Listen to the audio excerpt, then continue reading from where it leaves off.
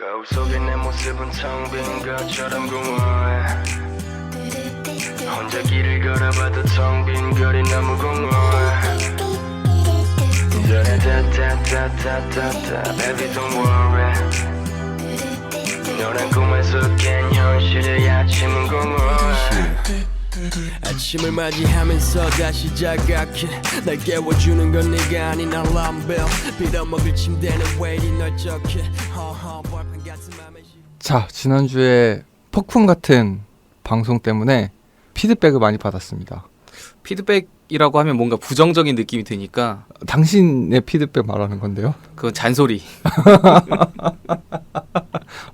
들으셨다고 했죠? 아니 무슨 얘기를 막 1시간 10분 동안 막 떠들더라고요. 네. 텐션들은 막 높아. 어. 그리고 댓글창을 보니까 막 댓글도 막 난리가 났어. 누가 이겼네, 뭐 누가 맞네, 틀리네. 방송을 들어봤는데 뭐 1시간 10분이 금방 지나가더라고요. 그러고 나서 뭐였을까 하고 1시간 10분을 다시 투자해서 다시 들어봤죠. 그렇게 해서 3번을 들었거든요. 근데 지금도 저번 주에 방송이 뭐였는지가 생각이 안 나고 뭔 소린지 모르겠어. 아직도 이해를 못했어. 무슨 일이 있었던 거죠 저번 주에? 저도 어리둥절한 게 이제 그 청취자분들이 보내주신 PPI를 정리하면서 PPI에 풍삼이 이겼다라고 누가 써주신 거예요. 근데 제가 그걸 읽고 당황했어요. 내가 뭐라고 했길래 내가 이겼지라고. 누구랑 싸운 거지? 네, 되게 당황했어요. 우선 좀 이렇게 차근차근 얘기를 하면서 풀어보면 지난주 방송이 끝나고 나서 월클 박주영님이 전격 꽁대 방송 크크라고 해주셨고. 그래 그거는 기억에 남았어. 꽃머리즌이다 완전. 김미리즌. 김미리즌 뭐 새삼 놀라운 건 아니긴 한데. 그렇죠. 네. 와, 뭐 그냥 김미리즌이 꼰대력이 폭발할 때면은 팬다 형한테도 혼내켜요. 그치. 가끔 한 번씩 할 때가 있어요. 그 먹이 사슬의 최상위 포식자. 폭주할 때가 있어요. 그치. 꼰대력이 폭주할 때. 그때는 아무도 못 이기고. 상하왕 안원사님 그리고 스티븐 뚱라드님께서 김미리즌에 한 표를 던져주셨습니다. 지난주 방송에서 김미리즌이 의견 좀 남겨달라라고 요청을 드렸었죠. 그치. 승리보다도 더 중요하다. 그러니까 FC 서울을 응원하는 팬으로서 올해 성적에 대해서 어떤 마음가짐을 가져야 되는가, 어떤 게 보편적인 마음인가가 궁금했던 것 같아요. 근데 이제 많은 분들이 대부분 김미리즌의 손을 들어주셨습니다. 3위를 한다면 대성공한 시즌이다 라는 것에 의견을 동조해 주셨고요. 그 의견에 대한 동조예요? 네네. 난 또 그 뭐 김현성, 윤주태 그 얘기하는 건 줄 알았는데. 김현성, 윤주태는 이제 그거에 대해서 의견을 남겨주신 그러면 풍삼이 형이 분들 있잖아. 이겼다는 거는 김현성, 윤주태 얘기고. 그거구나. 그건가 보구나. 윤주태가 골을 넣었으니까. 저번 주 방송은 결국 3위 할 수 있냐 없느냐에 대한 얘기와 김현성 vs 윤주태 이 두 가지 갈래밖에 없던 거네요. 크게 보면 그렇죠. 네. 그러고선 타이틀에는 성남전 리뷰라고 달아놓고. 그러네요. 네. 그러네. 성남이 들어간 거는 김현성 선수의 소속밖에 없는 거네요, 그럼? 어떻게 뭐 이렇게 좋게 이제 해석해서 보자면 우리가 정말 서울 팬들이 뭐 어떤 애정과 이제 실망이 뒤섞여 있던 선수를 주전으로 쓰는 팀을 상대로 우리는 어떻게 했는가. 근데 우리도 뭐라고 할 게 아니다. 우리도 지금 그거와 비슷한 윤주태 선수를 선발로 내보내고 있다. 아니다. 그래도 윤주태 선수는 김현성 선수보다는 조금 더 한 계단 위에 올라가 있다. 아직까지 그 급은 아니다. 라고 제가 이제 주장을 했던 거고. 어쨌든 반응이 굉장히 폭발적이었죠. 네. 그래서 일단은 뭐 기본적으로 이제 팬의 태도를 보면은 저 같은 경우에는 상위 스플릿만 진출해도 그건 우리는 성공한 거고 만족해야 되고 그것만으로도 충분하다라는 입장. 김미리즈는 3위 하면 정말 대성공한 시즌이다. 3위가 최종 목표로서 이제 우리가 지켜야 될 순위다.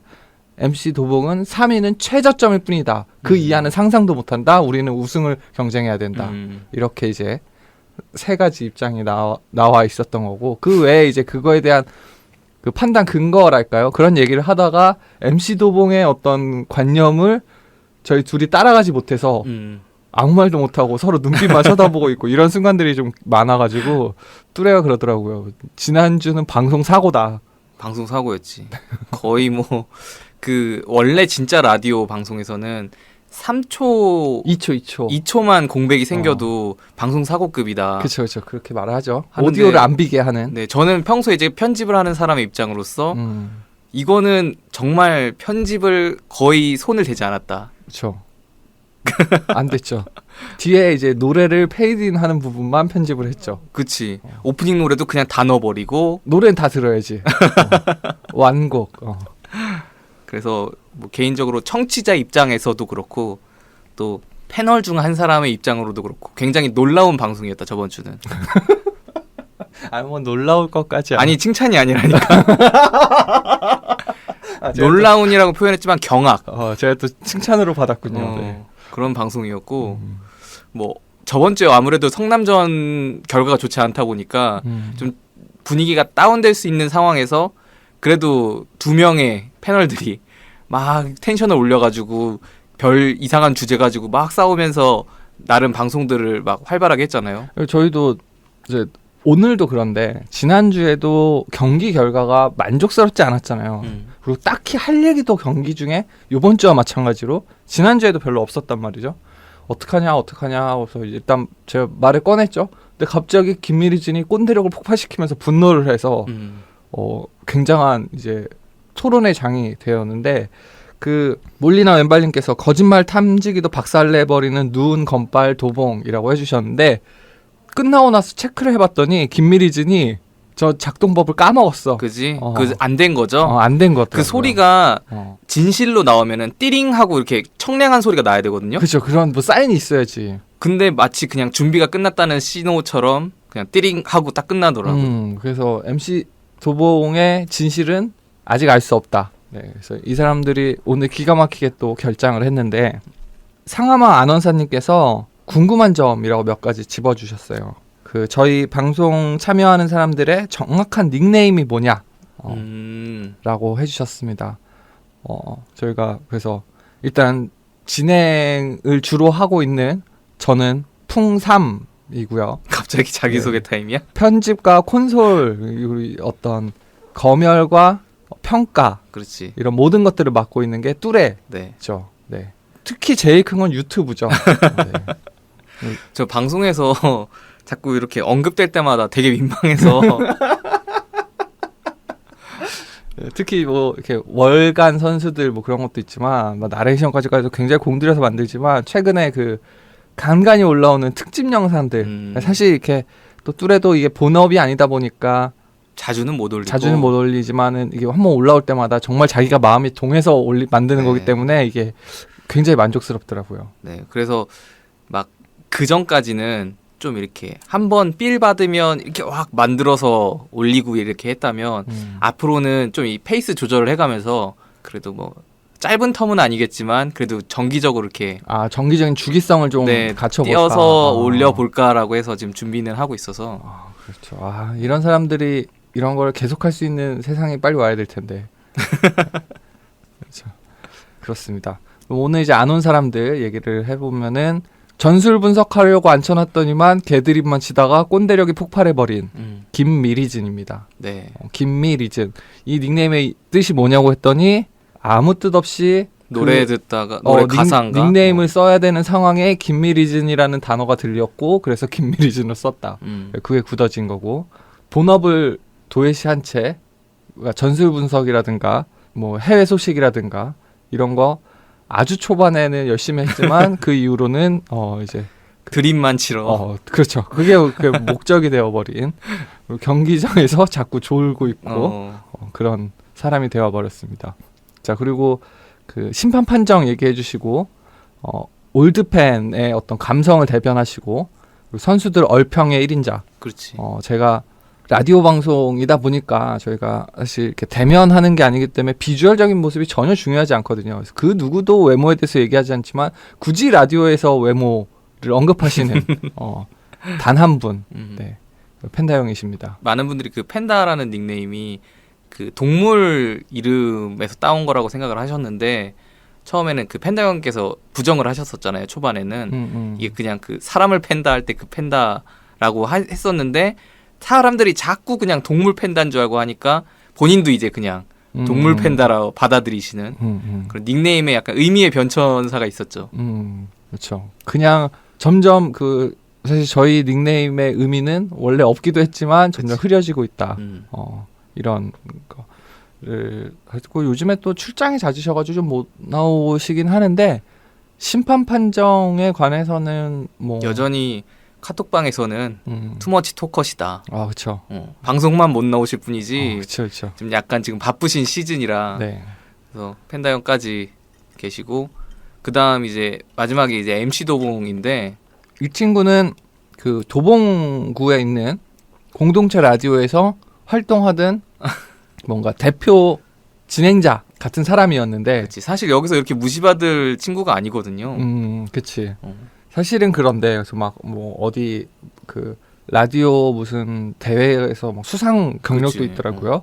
네. 하지만 여기서는 그냥- 너는 나와 다른 세계에 살고 있는 것 같다라고 구박받고 있는 누운 건빨로 그치. 이제 허언증 고생했던. 환자 취급을 받고 있는. 약간 그런 느낌도 있고 네. 이분이 진행을 오래 하시다 보니까 아무 말이나 정말 오디오를 비지 않게 하려는 어떤 노력을 하는데 또 그게 저희가 추구하는 방향이랑 좀 안 맞다 보니 그리고 또 방송을 잘 아는 친구라 이게 우리가 한두 번 이렇게 야, 네 이상한 말 많이 한다라고 얘기를 해주니까 본인이 아예 컨셉을 잡고 있는 것 좀 같기도 그런 해. 그 약간 컨셉충 그 느낌이 있어. 약간 그냥 기본적으로 관종이잖아요. 그런 느낌도 좀 있고 그래서 뭔가 된다 싶으면 그거를 극한으로 몰고 와서 방송을 하다 보면 뭐 지난주에 느끼셨겠지만 그치. 듣다 보면 이게 무슨 말이지 싶은 얘기를 막 해요. 본인도 브레이크 없이 그냥 달릴 때가 많아요. 그렇죠. 예. 그래서 뭔가 독특하다. 그리고 굉장히 긍정적인 마인드. 서울은 최강팀이다라는 그런 마인드를 그치. 가지고 있는 긍정의 아이콘. 하지만 지금은 서울에 없는 선수를 제일 좋아한다든지 곧 올 거지만 축구에서 최고의 감독은 그분이라든지 뭐 그런 2013 그분. 그런 캐릭터고요. 그래서 MC 도봉이라는 닉네임을 쓰고 있습니다. 그래서 이렇게 저희가 총 지금은 5명이죠. 이 5명 중에서 매주 시간이 되는 사람들이 이제 사실은 기본적으로 다 맞춰야 되는데 배가 불렀어. 배가 불렀어. 그래서 조만간 올해 안에는 인원 확충을 해야 되지 않을까.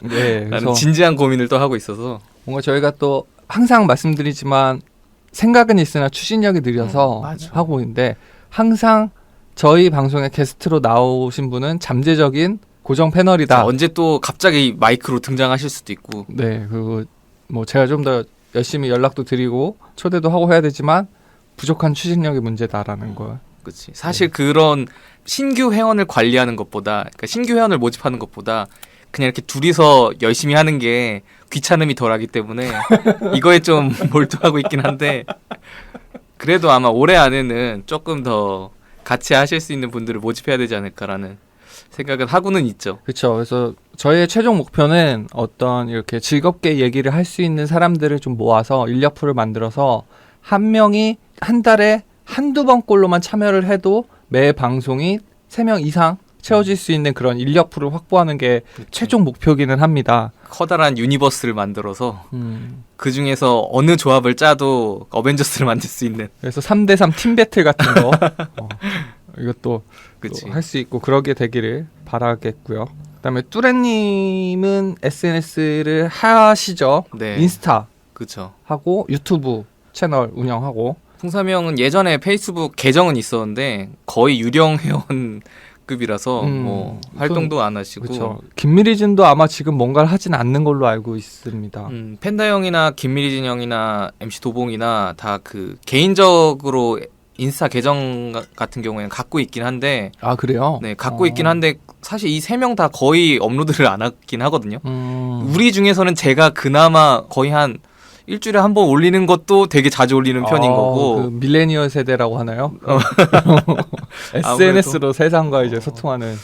밀레니엄이라는 단어 사용은 조금 너무 올드하니까. 아니 그 밀레니엄 세대 말고 밀레니얼 세대라고 네. 뭐 그 SNS로 이제 제가 그런 명칭을 들을 정도로 활발히 하진도 않고. 그렇습니까?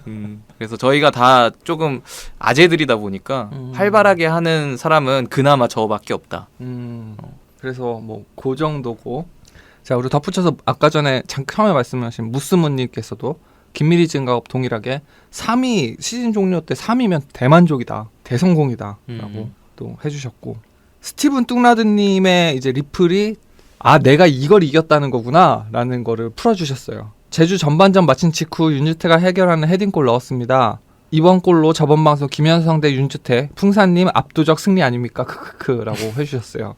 그래서 이게 내가 이겼구나라고. 어떻게 딱 저번 주에 김현성과 윤주태의 어떻게 보면 대결이 돼버렸는데 또 제주전 때 윤주태 선수가 올 시즌 첫 선발 출전을 첫 선발은 아니구나. 3월 말에 있었던 울산 원정 때 선발 이후로 되게 오랜만에 또 선발 출전을 하면서 득점까지 했고, 그래서 아마 오늘 제주전 리뷰할 때 좀 화제가 되지 않을까 싶은데. 아무래도 윤주태 먼저 얘기를 해야 될 것 같아요. 써니텐님께서는 고백하셨어요. 저는 김미리즈님과 같은 세상에 살고 있는 게 확실합니다 라고 하시면서 뭐 순위도 그렇고 특히 김현선 대 윤주태에 관한 평가도 김미리진에 완전 동의한다. 과거는 과거일 뿐 지금 하고 있는 걸 봐라. 윤주태 만족스럽냐. 박동진 뭐 그리고 신혜 뭐 한테도 다 밀리고 지금으로 봐서는 기록만 봐도 뭐 좋을 게 없다. 오히려 그 과거의 성과 때문에 매몰되는 것 때문에 지금 영입이라는 결과가 나온 거 아니냐. 왜냐면 걔네가 살아나면 잘 될 테니까 우리 스쿼드 약하지 않다라는 오만한 생각을 품게 한 원인이 그거 아니냐라고 따끔하게 지적을 해주셨습니다. 그렇긴 한데 저는 사실 박동진 선수가 올 시즌 또 6골 3도움이라는 또 굉장히 좋은 기록을 가지고 있지 않습니까? 그렇죠. 그런 면에 있어서는 저번 주 방송 들으면서 김현성 대 윤주태가 그렇게 큰 의미가 있을까라는 생각을 몇 번씩이나 하면서 들었거든요. 원래 대결이라는 게 전 세계 탑 레벨의 싸움, 메이웨더 대 뭐 그 누구였죠? 파키아오 이런 싸움 아니면 동네에서 그냥 발생한 개싸움, 이게 제일 재밌어요. 중간에 애매하게 뭐 7, 8위 대결 이런 거 사실 그렇게 재미없어요. 인천 대 제주의 경기라든가 아싸리 인천 대 제주, 울산 대 전북 이런 게 재밌지. 뭐 하여튼 그렇잖아요. 2부 리그만 봐도 우승권과 꼴찌권 싸움은 재밌지만 그 중간 순위에 대한 싸움은 사실 제3자 입장에서는 관심이 덜 가거든요. 그렇긴 하죠. 네. 그래서 이제 불타오른 거죠. 김현성 대 윤주태. 근데 윤주태 선수가 진짜 제주전에 골을 넣었어요. 근데 저는 제주전 보면서 솔직히 고백하건데 저는 윤주태 선수가 처음에 들어왔을 때 이 팀에서 제일 잘하는 게 누구야? 라는 오만방자한 발언 이후로 그 2015 처음에 서울에 그 왔을 때 2014 시즌 독일에서의 생활을 마치고 서울에 입단했을 때 구자철 선수의 조언을 받아서 K리그에서 다시 다져서 올라오겠다. 뭔가 지금 놓치고 있는 것 같다. 라고 해서 왔을 때 서울에 와서 그 말이 저한테는 너무나도 건방지게 들렸어요. 그때 우리 팀 괜찮았거든. 고명진 있을 때거든. 그래도 와, 생각해서 내세운 게 지금 고명진이라는 뜻이죠. 왜냐면 그 질문을 했을 때 그 질문을 들은 선수가 고명진이 잘한다라고 대답을 했거든. 저는 그 해외에서 뭔가 그래도 막 EPL 1부 리그 뭐 스페인에서 1부 리그에서 막 주전으로 뭐 그래도 한 반 시즌이라도 뛰고 이 정도 급이 아닌 이상 그 당시에 제가 갖고 있던 FC 서울이라는 프라이드는 그런 얘기를 허용하지 않는 팀이었어요. 근데 그런 얘기를 했다? 그게 저 굉장히 이제 사실 큰 의미는 없겠습니다만 제 심기를 굉장히 거슬려서 감히 네가 윤주태 한 번도 못 들어본 선수가 와서 어디서 그런 소리를 해? 라고 해서 마음에 안 들었어요. 그리고 내 골 넣었을 때도 쟤 오늘 미쳤네 라고 했지 그렇다고 해서 완전히 막 신뢰를 하거나 막 우리 팀의 뭐 공격수 해결했다 이렇게 생각해 본 적이 단 한 번도 없어요. 근데 제주전을 보면서 좀 느낀 건데 윤주태 선수가 예전 스타일과는 좀 달라진 것 같다. 그러니까 이때까지 경기에 뛰기 전까지 윤주태 선수가 군대 들어갈 때부터 뭐 어떤 사생활 측면도 있었고 부상도 있었고 계속 좀 약간 고난의 시기를 보내고 있었고 그 이후로 서울에 다시 제대하고 돌아왔을 때도 단 한 번도 표정이 좋아한 적이 없었던 것 같고 혼자서 뭔가 생각을 굉장히 많이 하는 듯한 뭐 선수들이니까 이미지 트레이닝이겠죠. 그러면서 하는 모습을 봤었는데 이 경기를 보고서 확실히 느낀 건 지금의 윤주태한테 과거의 윤주태를 기대하면 안 되겠구나. 그리고 최용수가 요구하는 것도 과거의 윤주태 모습을 기대하는 게 아니구나라는 생각을 좀 그런 생각이 좀 들었어요. 그러니까 예전에 윤주태라고 하면은 오프 더 볼이 좋다던가 뭐 그런 거 아니고 다 떠나서 정말 골을 넣을 수 있는 순간에 그 순간 집중력이 굉장히 좋은 선수. 그치. 그래서 그 컨디션에 따라서 그 집중력이 훨씬 더 쉽게 올라오는 경우도 있고 좀 안 좋은 날도 있고 근데 컨디션이 올라온 날은 분명히 멀티골을 뽑아내는 선수. 그 첫 골이 들어가는 타이밍에 따라서 시간이 충분히 있다면 뭐 그런 선수란 제 이미지 혹은 평가가 있었는데 이날 뭐 전반전만 봐도 과거에 그런 모습의 윤주태는 좀 아니지 않았나. 그치. 옛날에 윤주태 선수 하면은 그 날카로움이 있었는데 특히나 그 슈퍼 서브 혹은 막 조커 소리를 듣던 시절에는 그쵸. 그러니까 그때는 최용수 감독님이 아마 그때 인터뷰를 했던 걸로 기억하는데 그 선발 출전해서 경기를 뛰는 것보다도 중간에 이제 특히나 공격수가 그 게임의 흐름을 바꾸기 위해 투입되는 경우가 굉장히 힘들다. 그러니까 그 흐름에 이제 이미 뛰고 있는 선수들의 흐름에 따라가야 되고 그 안에서도 번뜩임을 보여줘야 하는 위치이기 때문에 후반 교체로 들어가는 공격수의 입장은 되게 힘든데 윤주태 선수가 그걸 잘해주고 있어서 되게 뿌듯하다는 인터뷰도 하셨던 걸로 기억하거든요.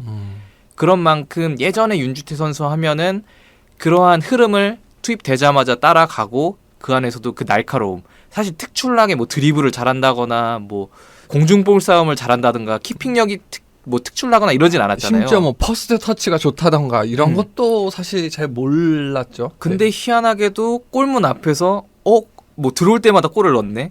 이런 모습이 되게 매력적이었고 팬들에게 사랑을 또 받았던 모습인데 확실히 그 상주 시절을 거치면서 좀 부상으로 많이 쉬기도 했었고 제대하고 나서도 작년 시즌 말에 서울 상황도 안 좋았기 때문에 뭐 부상 완치되지 않은 상황에서 경기도 뛰고 물론 그 안에서 막 전남전 때 막 깜짝 득점도 하고 되게 가끔 좋은 모습 보여주긴 했지만 그러한 좀 안 좋았던 상황들이 이어져서 올 시즌에도 출전 기회조차 잘 못 받았었고 그러고 이제 올해 이제 제주전 때 이번에 선발 출전을 했는데 확실히 풍사명 말씀대로 좀 우리가 생각해왔던 우리가 봐왔던 윤지태 선수의 날카로움은 좀 많이 사라진 모습이 많이 보였죠.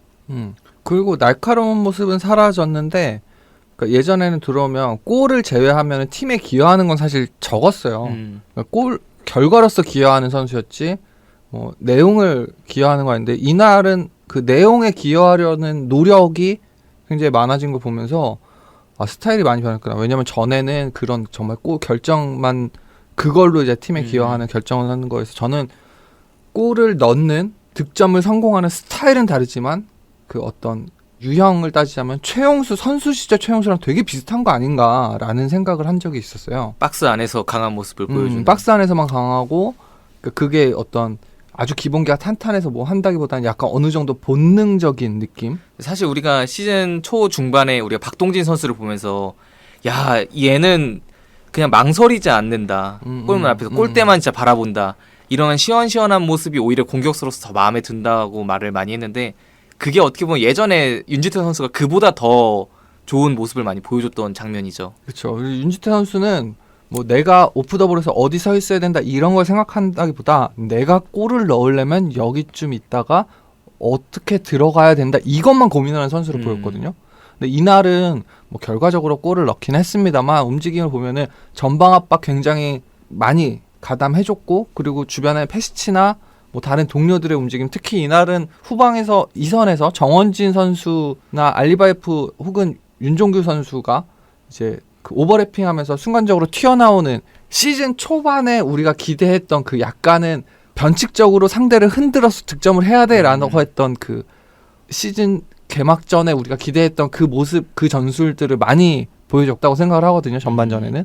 근데 그러려면은 앞에 공격수들이 자기 위치를 굉장히 잘 잡아야 되잖아요. 후방에서 누가 들어올 거를 염두에 두고 상대 수비수들을 끌어당겨야 되고 그다음에 내 움직임으로 상대 수비수들을 흔들어서 빈 공간 하나를 만들어줘야 되는 건데 이날 그거를 완전히 성공했다라고는 못하겠지만 그리고 그렇게 해서 들어간 선수들이 슈팅으로 골을 만들어냈으면 그 움직임이 성공적이라고 평가할 수 있겠지만 결과적으로 그게 골이 안 됐고 계속 그 안에서 또 패스만 돌리고 막 이런 장면들이 계속 나와서 결국에는 결과로 이어지진 않았지만 저는 윤주태 선수가 이런 롤을 맡겼을 때 그거를 할 거라고 생각치도 못했거든요.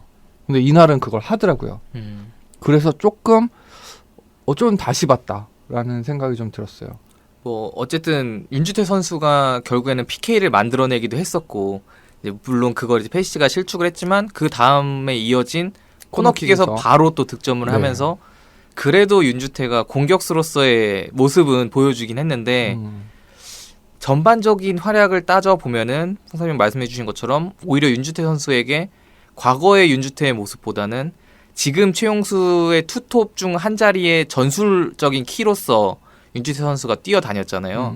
뭐 전방 압박도 많이 했고 밑으로 내려오면서 볼을 받아주고 연계해주고 올라가는 장면도 많이 보였고 근데 전반적으로 봤을 때는 좀 그 부분에서 그렇게까지 메리트를 보여주지 못한 게 더 많았고 이게 참 선수들한테도 가혹한 게 우리가 항상 최용수한테 가혹하다고 얘기를 하는데 지금 뭐 주전급에서 이제 중심을 잡아주고 그 선수를 중심으로 이제 좀 굳어지는 선수가 박주영 선수라든가 뭐 있었죠. 김원균 선수도 그 선수를 중심으로 수비 라인이 이제 좀 유기적으로 움직이는 핵심이 되다 그게 빠지니까 엄청 흔들렸고 근데 반면에 이날 수비는 좀 훨씬 더 안정적이 됐잖아요. 근데 공격에서 그 중심축이 되어주던 박주영 선수가 빠졌을 때 누군가 중심축이 또 되어줘야지 원래 구상한 전술을 좀 더 그 유동성 있게 플레이를 할 수 있을 텐데 이날은 그 중심축을 잡아주는 선수가 없었잖아요. 없었죠. 그러니까 그냥 약속된 플레이를 어떻게든 보여주려고 노력을 하다 보니까 이게 세밀하게 현장에 맞게 좀 적용하는 부분이 없어요. 그러니까 심지어 또 페시치도 시즌 초 모습으로 완전 돌아갔잖아. 그렇죠. 이제 몸은 좀 많이 회복이 된 것 같은데 결정력이라든가 골 감각은 완전히 다시 또 그 시즌 초반처럼 완전히 없어진 상태에서 시작하는 것 같고 동료 선수랑 연계하는 것도 안 맞고 새로 맞춰야 되고 그러니까 페시치랑 맞췄던 선수들이 또 없고 지금 그렇죠. 박주영이 없고 그러니까 선수들한테도 굉장히 험난한 거죠. 그러니까 박주영이 있고 김원균이 있을 때 뭐 주변에 한 자리가 나가고 빠졌을 때는 그 선수가 기존에 있는 틀에 그냥 맞추면 되는데 이 정도로 좀 지금 정현철이 있고 특히 윤주태 들어오고 나서 뭐 막 김원식까지 같이 미드필더로 들어와 버리고 그러다 보면은 자기네들끼리 새로운 합을 만들어 가야 되는 거잖아요. 그렇죠. 그거를 준비하지 않은 상황에서 그러다 보니까 선수들한테도 지금 좀 가혹한 환경이다. 근데 그 와중에 그래도 어떤 자기 스타일로 팀에 기여하려는 모습이 보여서 저는 그래도 윤주태 이날은 괜찮았다. 물론 모든 선수들이 풀 컨디션일 때 공격진 투톱 중에 한 자리냐라고 하면 아니라고 대답하겠지만 그렇지.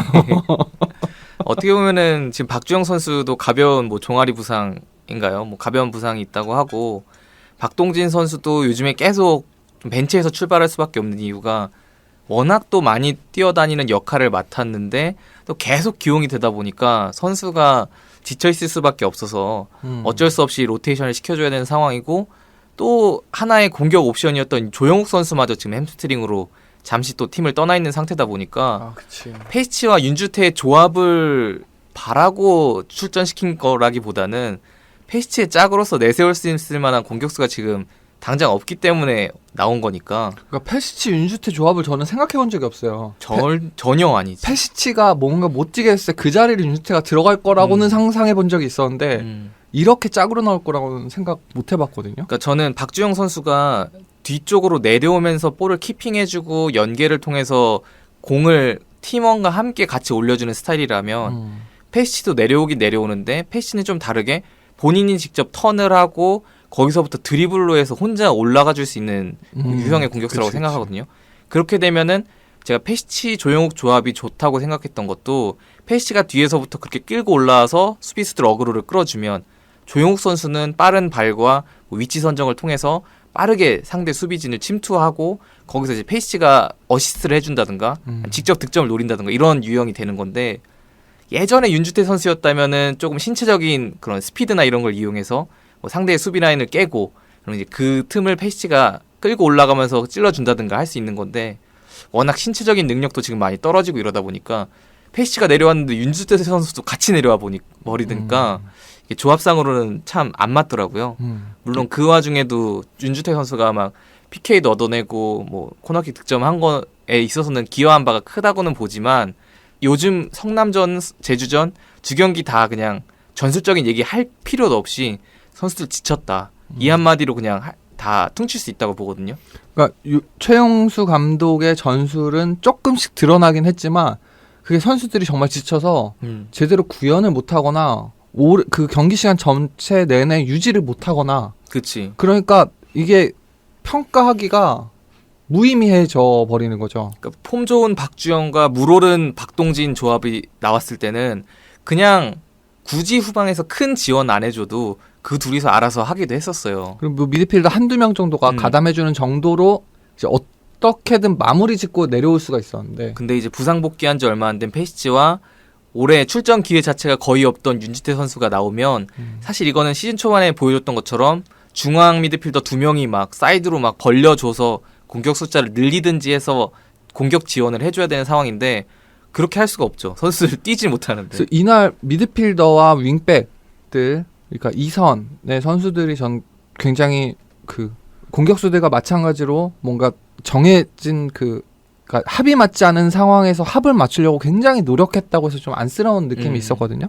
정원지 선수도 보면은 그 2선에서 1선 앞까지 막 뛰어들어가는 그 어떤 제로톱 같은 움직임들을 계속 보여줬고 알리바이프 선수도 마찬가지인데 알리바이프 선수는 그 와중에 윙백들이 올라갔을 때 그 뒤에 커버까지 해주고 그래서 훨씬 더 많이 움직여야 했고 고강민, 윤종규는 일단 윤종규는 지난 경기에 대인계이기 때문에 윤일록을 막아야 되는 상황에서 또 공격 가담도 해줘야 되고 뭐 고강민도 그쪽에 그 누구였죠? 박진포였나? 예, 박진포 선수. 그거랑 계속 그 남준재 선수도 있었고. 남준재, 박진포가 그래도 제주에서 잘하는 선수더라. 그래서 그 둘을 견제하느라고 또 고생도 했고 그래서 이렇게 공격에 가담하는 모든 선수들이 너무 좀 안쓰럽다는 느낌이 들었어요. 그렇죠. 근데 PPI를 보면은 뚜레가 알리한테 이제 배가 부른 거 아니냐라고 했었단 말이죠. 네. 저는 일단 그 나중에 이제 다시 경기를 보기 전까지 그러니까 라이브로 볼 때는 페이시치랑 알리한테 굉장히 화가 많이 났었어요. 그러니까 지금 생각해 보면은 그 기대치 때문에 더 평가가 박했던 걸 수도 있는 건데. 그치. 그러니까 알리바이프 맞아, 그게 있어. 평가를 할 때 항상 그 선수에 대한 기대치가 있어. 그래서 그게 기준이 돼. 네. 그거보다 잘하면. 그래서 저는 경기 딱 보고 나서 평가했을 때는 황현수 선수가 되게 높았어요. 기대치가 할 만큼 했다. 황현수 잘했어, 그러니까 맞아. 잘하기도 했지만 그 기대치가 낮았다기보다는 그렇게 높지 않았기 때문에 그래도 수비수로서 그렇게 수비 장면에서 큰 실수 없었으면 잘했다라고 평가를 했었는데 알리바이프 선수 같은 경우에는 막 전반전에 줘야 될 타이밍에 막 자기가 중거리 슛을 때린다든가 그게 이제 시즌 한 중반쯤에 알리바이프가 좀 괜찮았을 때 그리고 팀적으로도 분위기가 많이 올라왔을 때는 그래 저기서 때려줘야지 많이 때려줘야지 해서 칭찬해줬던 장면인데도 그게 막 0점이 제대로 안 맞고 막 하늘로 뻥 뜬다거나 아니면 줘야 할 타이밍에 안 주고 중거리를 때린다던가 막 이런 장면들이 나오면서 알리가 너무 템포를 다 끊어먹는다라고 생각을 했거든요. 근데 이제 경기를 다시 보면서 이제 복귀를 좀 해보니까 알리는 할 만큼 해줬더라고요. 알리바이프 이날도 정말 고생했습니다. 그래서 뭐 제가 그런 표현을 했었는데 뭐 머리가 좀 많이 큰 것 같다 했는데 다시 보고 나니까 머리 클만하다. 이제는 목소리 좀 낼만하다. 좀 이런 공격진이라면 알리바이프가 좀 주도를 해줄 필요가 있다. 그렇지. 좀 더 화내도 되고 리딩해줄 필요가 있다. 그래서 그런 평가를 좀 내렸는데 저도 풍삼형 말씀처럼 그냥 선수들 보면은 좀 마냥 안쓰럽더라고요.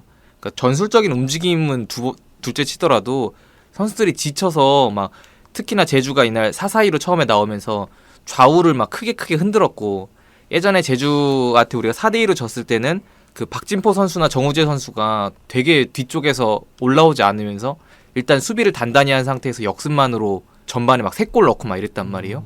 근데 이날 양상은 완전 또 달랐잖아요. 전반전에 서울이 좀 주도하는 입장이 되었었고 이제 그런 장면에서 제주도 오히려 막 정우재 선수나 박진포 선수를 막 높은 위치까지 올리면서 좌우를 크게 흔들다 보니까 특히나 우리 중원 막 알리바이프 선수나 정원진 선수나 오른쪽으로 갔다가 또 왼쪽으로 가서 수비해야 되고 그러니까 이런 사실 장면들 많았죠. 정원진 선수나 정현철 선수 같은 경우에는 체력 부담이 있다고 얘기하면 안 돼요. 사실 그 경기를 많이 안 뛰었잖아. 근데도 안쓰러운 느낌이 드는 건 주변 동료들이 다 지쳐있고 뭔가 합이 안 맞으니까 혼자 뭔가를 해보려고 해도 안 되는 거야. 이게 팀 스포츠의 어떤 그치. 맹점인데 나 지금 컨디션 좋고 막 그렇게 해도 혼자서 막 다 씹어먹어서 골까지 만들어낼 정도의 실력자가 아니면 내가 컨디션이 좋다고 해서 이렇게 빛나지 않으니까 그런 부분이 좀 안쓰럽더라고요. 정원희 선수 뭔가 계속 해보려고 하고 뭐 노력하는데 너무 주변이랑 이제 합이 안 맞는 거지. 저는 안쓰러움의 최고봉은 오스마르였다고 보는데. 오스마르. 그러니까 이것 때문에라도 이명주 선수랑 주세종 선수가 빨리 와서 힘을 실어줘야 되는 건데 이게 우리가 지금 오스마르 선수가 수비형 미드필더를 서고 그 앞에 고요한 선수가 이제 다음 경기부터는 돌아오겠지만 정원진 선수와 알리바이프 선수가 있는 건데 이 둘의 공격력이 만족스럽게 전방에 지원을 해주지 못하다 보니까 오스마르가 올라가는 모습이 되게 많이 보였어요. 최근에.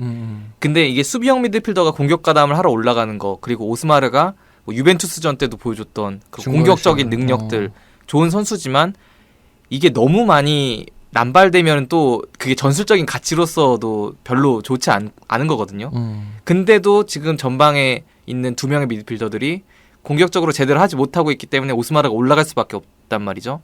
근데 이제 거기서 또 끊겨서 역습이 되면 또 오스마르는 끝까지 또 내려와서 수비 가담을 해야 되고. 그 너무 나도 확실하게 그 카메라에 잡힌 장면들이 있었죠. 그 공격하려고 막 오스마르까지 다 올라가 있는 상황에서 공을 돌리다가 끊겼어요. 근데 이날 제주는 공을 어디서든 뺏기면 아주 빠르게 최전방까지 연결하려고 막 다 뛰쳐나가고 아니면 길게 패스하고 막 이러니까 오스마르 선수는 옆에 있다가도 자기가 어쨌든 수비형 미드필더니까 일단 전력 질주해서 뛰어 들어가서 그 이제 자리 잡고 기다려야 되는 거야. 근데 또 볼은 또 사이드로 빠져가지고 오스마르가 막 센터백 라인까지 지원을 가준다던가 이래 장면이 많았거든요.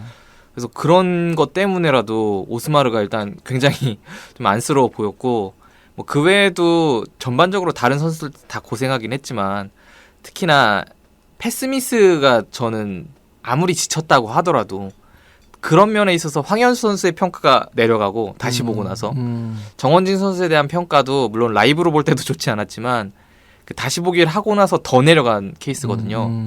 그러니까 정원진 선수가 과연 어떤 선수일까에 대한 얘기를 하면서도 우리가 막 뭐 많이 했었잖아요. 저 같은 경우에는 오스마르의 사냥개다. 오스마르 옆에서 많이 뛰면서 뭐 끊어주기도 많이 하고 뭐 오스마르에게 굉장히 많은 도움을 줘야 되는 선수고 또 김민진 형은 오히려 그거보다도 더 공격적으로 써야 된다. 이 선수는 득점할 수 있는 판단력을 가진 선수이기 때문에 좀 더 공격적인 역할을 맡겨줘야 된다라는 주장을 했고 했었는데 이날 경기에서 미천이 다 드러난 느낌이었어요. 그러니까 이날 정원진이 보여준 롤 자체는 고요한의 롤이라고 저는 생각했거든요. 근데 그 롤은 고요한이 더 잘한다. 고요한 선수가 더 잘하고 고요한이 더 잘한다. 그리고 고요한 선수의 역할뿐만 아니라 그냥 미드필더 1인분으로서도 못해줬다고 봐요. 저는. 그러니까 미드필더라 함은 알리바이프랑 오히려 더 비교가 돼서 그런지 모르겠는데 그건 비교 많이 되더라. 비교 많이 될 수밖에 없는 건데 정원진 선수가 중앙 미드필더 자원이 맞나 싶을 정도로 시야가 되게 좁더라고요. 그러니까 저는 정현철 선수 그 수비형 미드필더 시절을 보는 느낌? 그거보다도 더 좁은 느낌? 그래서 그것 때문에 어쨌든 정원진 선수가 뭐 왼쪽 측면에서 볼을 받게 되면 그 왼쪽에 있는 고광민 선수, 뒤쪽에 있는 황현수 선수 요 정도밖에 못 보고 거기서 턴을 해서 반대쪽을 보거나 빠져나오지를 못하더라고요. 맞아. 그것 때문에 괜히 무리하게 뒤쪽에 있는 황현수 선수한테 주거나 고광민 선수한테 주다가 혹은 오스마르한테 주다가 거기서 끊겨서 역습당한 장면이 후반전에 굉장히 많이 나왔고요. 나는 진짜 그게 사실 제가 그 축구 선수들을 만나고 싶다라는 그게 없거든요. 그냥 이제 경기를 보여주는 사람으로서만 좋은 거지 사실 그 개인으로서 선수들 내가 뭐 그 사람이 어떤 사람인지 아는 것도 아니고 거기까진 관심 없지. 크게 뭐 저는 모르겠거든요. 근데 요즘에 든 궁금증이 하나 있어요. 선수들 만나면 진짜 물어보고 싶은 거. 시야라는 게 원래 어떤 자질로서 타고난 능력인 건지 아니면 그 경기장에서 조금 상황이 좀 여유가 생기면 더 많이 보이고 쫄리면 더 좁게 보이는 건지 아니면은 축구 선수로서 생활을 오래 하면서 어떤 노하우로서 쌓이는 건지 이게 너무 궁금한 거야. 정현철도 미드필더일 때 시야 그렇게 좁았는데 그치. 이날도 보면은 뭐 최근에 이제 센터백으로 나오기 시작하면서 오스마르도 자기가 굳이 압박을 받는 상황에서 무리해서 공을 전개하려고 하지 않고 그냥 정현철한테 주면은 정현철도 쉽게 뿌려주잖아요. 정현철 선수는 이날도 좋았지. 되게 쉽게 뿌려주잖아. 근데 이게 같은 선수인데 포지션에 따라서 그 그치. 시야라는 게 그렇게 달라지고 그럼 이게 원래 정원진 선수가 시야를 좁다고 봐야 될지 아니면 지금 뭐가 안 맞아서 심리적으로 굉장히 압박이 된 건지 아니면 그냥 이거는 그냥 경험에서 나오는 거라서 경험이 부족해서라고 봐야 되는 건지 너무 헷갈리는 거야. 그렇죠. 정원진은 이날도 시야는 엄청 좁았는데 반면에 알리바이프는 처음에 왔을 때부터 시야가 너무 좋았잖아요. 그리고 알리바이프 선수는 그 막 상대 선수들한테 둘러싸여 있는 상황에서도 접고 나서 막 반대쪽으로 크게 열어준다거나 이런 장면들 되게 많이 보였거든요. 알리바이프가 후릴 때 보면 그냥 그 골이 되든 안 되든 상대가 있든 없든 그냥 킥을 할 때 보면 진짜 주변에 줄 데가 한 군데도 없을 때야. 그래서 그것도 기가 막히는 거야. 와, 매번 저는 보면서 요즘에 진짜 알리바이프 진짜 소중한 선수 진짜 최고다. 너무 내 취향의 플레이를 막 너무 보여준다. 막. 그러니까 좀 담백하잖아요 플레이 자체가. 일단 시야가 넓고. 그리고 아무리 판단. 윤종규 선수가 많이 날려 먹어도 윤종규 선수 비어 있으면 윤종규 선수한테 준다고. 맞아. 본인이 다시 받으러 측면으로 벌리더라도 그것도 좋아. 줘놓고서 자기가 받을 수 있는 대로 바로 움직여줘. 그러니까 그게 어느 정도 상황에서는 줘놓고서 이제 그 다음 걸 생각해야 하기 때문에 이거는 네가 뚫어야 돼라는 식으로 선수들이 이제 그 골을 노릴 수 있는 장면이라든가 이런 것 쪽으로 쫙 빠질 때가 있는데 알리바이프는 끝까지 그걸 포기하지 않더라고요. 진짜 뭔가 참스승 같은 느낌? 그치. 나는 너를 포기하지 않았어. 절대 포기하지 않는다. 괜찮아. 나 있어 뒤에. 커버도 잘해주잖아. 그렇지. 그러니까 알리바이프가 오른쪽에 뛰면서 그 윤종규 선수랑 되게 합을 또 많이 맞추고 맞아. 윤종규 선수가 높이 올라가서 공 뺏겼을 때도 알리바이프가 끝까지 막 따라 붙어가지고 공을 뺏어준다든가 아니면 반칙으로 끊는다든가 이런 장면들이 많이 나와서 알리바이프 쪽은 사실 걱정은 없는데 그리고 이날은 이웅이도 잘해줬어요. 이웅이 선수 진짜 칭찬받아 마땅한 선수였지 이날. 그러니까 전체적으로 보면은 우리 감독님이 제주를 좀 물로 봤다. 그래서 좀 폼을 올리거나 좀 뭐 박주영 선수 아예 쉬라고 데려가지도 않았다고 하고 뭐 멤버들을 봐도 수비 라인은 지금 다져야 되는 시기이기 때문에 최선을 다했지만 앞에를 보면은 뭐 지금 스쿼드의 한계일 수도 있지만 어느 정도는 쉬어갔다라는 느낌이 있거든요, 저는. 그치, 이날 선발 라인업만 봐도 좀 로테이션이 많이 있었잖아요. 그리고 심지어 그 마지막 교체 카드 박준영 선수까지. 그 전 경기까지 최용수 교체 카드 2장밖에 안 썼는데. 저는 박준영 선수를 알리그에서도 잘 못 봤었던 선수인데 그러니까 알리그에서도 어쩌다 한 번씩 나왔던 선수였는데 근데 이렇게 갑자기 데뷔를 또 하게 될 줄은 정말 깜짝 놀랐고. 그러면서 김원식을 다시 미드필더로 이제 기용을 하고 이런 거 보면은 약간 좀 쉬어갔다라는 느낌이 있어요. 그러니까 1대0으로 이제 마무리 지으려는 그 정도 딱 이제 경기 중에 드러난 거는 그거였고 경기 중에도 쉬어가는 그런 느낌이었는데 그럼에도 불구하고 수비 라인은 굉장히 잘 쪼아놨다라고 느낀 게 저는 이웅희 선수가 활약이 정말 최용수의 목표는 이날 한 점 차 승리와 함께 수비를 잘 다듬는 거였구나 라는 생각이 들었어요. 그렇지. 이웅희 선수가 이렇게 또 잘해져 버리면 요즘 또 김주성 선수가 되게 좋은 모습 보여주면서 야 이렇게 또 김주성, 정현철, 황현수 라인으로 또 굳어지나 했는데 여기다 또 이웅희 선수를 다시 또 참전시키면서 또 이 조합도 모르게 된다 라는 걸로 바뀌었고 그리고 아무래도 선수들이 지쳐있다 보니까 최용수 감독님도 이 타이밍에서는 나름 실리적인 부분도 생각을 할 수밖에 없었던 거였는데 근데 저는 사실 이웅희 선수가 그렇게 갑자기 교체되어 나와야 할 정도의 뭔가 있었나? 라는 생각은 좀 들더라고요. 마지막에 교체아웃된 게 좀 의심스럽긴 해요. 이게 어디가 몸이 안 좋아서 나간 건지. 그래서 이날 경기에 한 2번 정도 이웅희 선수가 쓰러지긴 했었거든요. 그러니까 분명히 질책성은 아니란 말이야. 네, 그럼요. 그거 잘했는데 박준영 선수는 뭐 늦게 들어와서 사실상 뭐 보여준 것도 없고 뭔가를 할 수 있는 것도 없었습니다만. 근데 그 마지막에 그 오사오구나 선수랑 공중볼 경합하다가 거기서 주심이 이제 파울을 불어서 나온 프리킥에서 우리가 또 실점을 했기 때문에 그건 있었지. 근데 그 장면도 저는 다시 돌려보면서 조금 이거 파울을 불어야 되는 정도인가?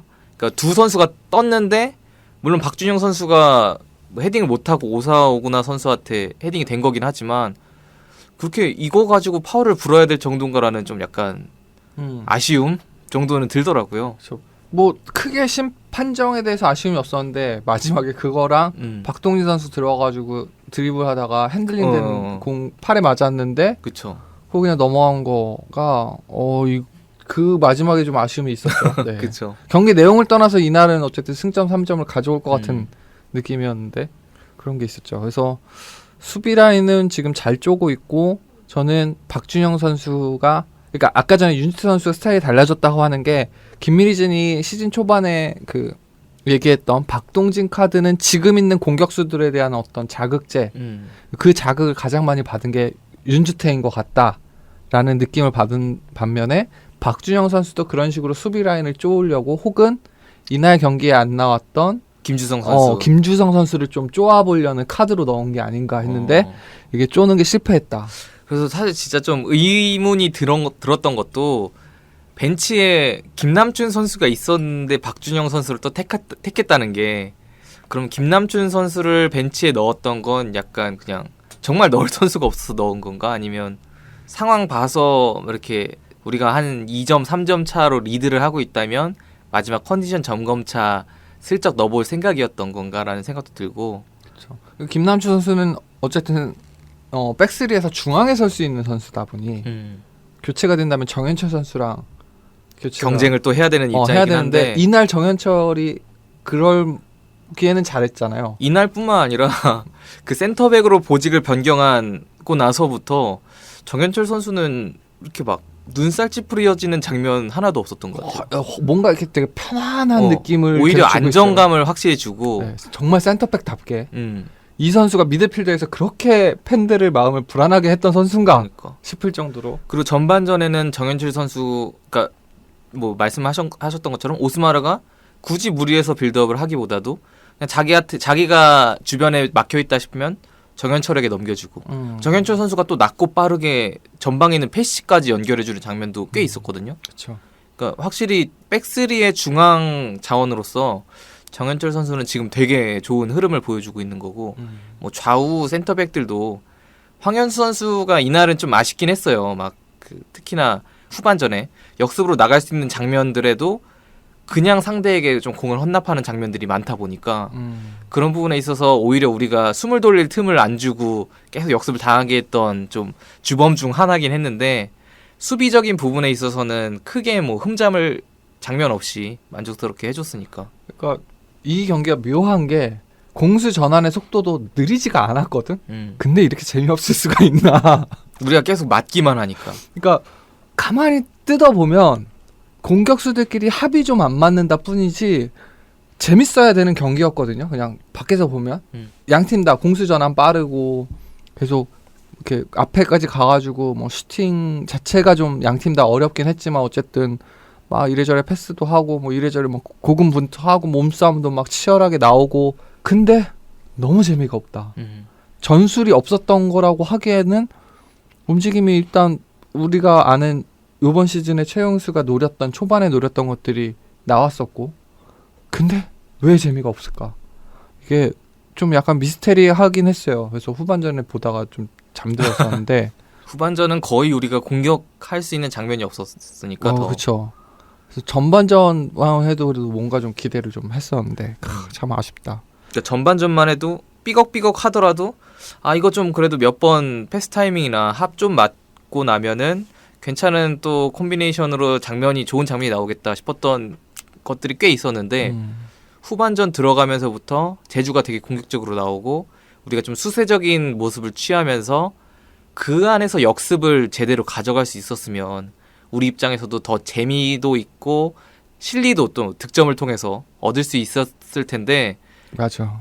우리는 애초에 역습을 노린 것 같진 않았어요. 그냥 그렇지. 자연스럽게 공격 전개를 하려고 했는데 제주는 역습을 노리고 나왔고. 네, 전체적으로 그냥 쭉 라인을 올려서 페시가 중앙에서 공격을 이끌고서 거기서부터 이제 돌격대장으로서 역할을 해주고 그 틈 사이를 윤지태 선수가 침투한다든가 그치. 이런 장면들이 전반에는 그나마 좀 나왔었는데 후반전에는 막 그러니까 페시가 사실 이 부분에서 저는 굉장히 아쉬웠거든요. 그러니까 그 전에 폼 좋았을 때만 해도 막 상대 수비가 한 막 2명이 막 달라붙어도 자기가 막 우직하게 드리블 해가면서 막 상대 터치라인까지 거의 끌고 가는 수준으로 맞아. 좋은 모습을 보여줬었는데 이날은 후반전에 제주가 그러니까 백포에서 좌우 풀백들인 박진포 선수랑 정우재 선수가 엄청 높이 올라와 있고 제주 진영에는 그 최규백 선수랑 김동우 선수 정도밖에 없었는데도 페시가 그 틈을 뚫어내지 못하더라고요.